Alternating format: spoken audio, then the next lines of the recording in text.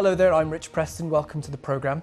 The Israeli military has denied ordering the evacuation of patients and medical teams from Al-Shifa Hospital in Gaza City.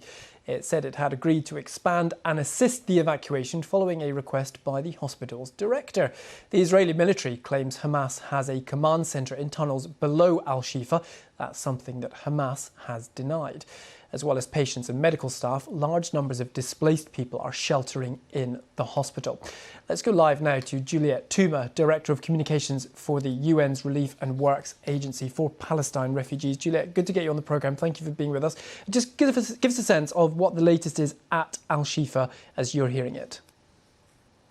Well, we're only getting reports. The communications network has been restored gradually in the Gaza Strip, so we're only seeing what you're seeing. And talk to us about the aid picture, more broadly speaking, in Gaza at the moment. Yeah, well, since yesterday, there's been reports about delivery of fuel, but I can confirm that to date we have not received any fuel deliveries as of yet, and we urgently need fuel, not only for UNRWA, but for the rest of the humanitarian operations across the Gaza Strip. Do you know why you have not received these fuel deliveries? Well, we've been pleading for weeks on end now, you see, for the fuel. None of the trucks that have been coming in since the 21st of October had fuel on them, and we urgently needed at least 120,000 litres every single day if UNRWA and other humanitarian organizations are to continue delivering assistance to people in need across the Gaza Strip. What is this fuel used for? Why is it so important? It is very critical for the humanitarian operation. We're going to use it to go pick up the trucks that are coming in with supplies from the borders via Egypt. We will need it for desalination and water pumps. We will need it for our own cars so that we're distributing aid to people in shelters. You see, we have 800,000 people in shelters and that UNRWA manages. We will need it for medical facilities. It's absolutely critical. It has been used as a weapon of war. It's unacceptable, and UNRWA and other humanitarian organizations should not be pushed in the corner begging for fuel. You are based in Jordan. One of the issues that we often hear about on the ground in Gaza is communications. Can you talk us through the practicalities of how you are in touch with people on the ground in Gaza and the issues they face when it comes to communications?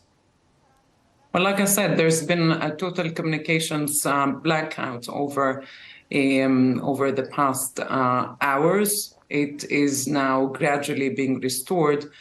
But let's remember, this is the fourth time that Gaza goes through total communications blackout, which means for us at UNRWA, us not being able to deliver assistance, us not being able to go to the borders and pick up those very precious trucks that are coming in with much needed supplies. It means that people in Gaza cannot check in on each other. I mean, they are in a war zone, so they will not know who's dead and who's alive, and they will not be able to call ambulances. And it further deepens the sense of isolation that people in Gaza have been going through for the past 6 weeks. It's terrifying. We've heard over several weeks about the Rafah crossing and various windows which are open to allow both people to leave Gaza but also to allow aid in. What's the latest picture at the Rafah crossing? So the Rafah crossing, from the UNRWA perspective, we've been using it to go pick up trucks of supplies. We've called those shipments a drop in the ocean of needs, because the number of trucks coming into Gaza are really not much in comparison to the huge needs. And so the number of trucks coming in via those shipments needs to increase. And those shipments need to have fuel in support of UNRWA humanitarian operation in the Gaza Strip. In addition to this fuel, which you say you are still waiting for, what do you need physically in terms of resources on the ground?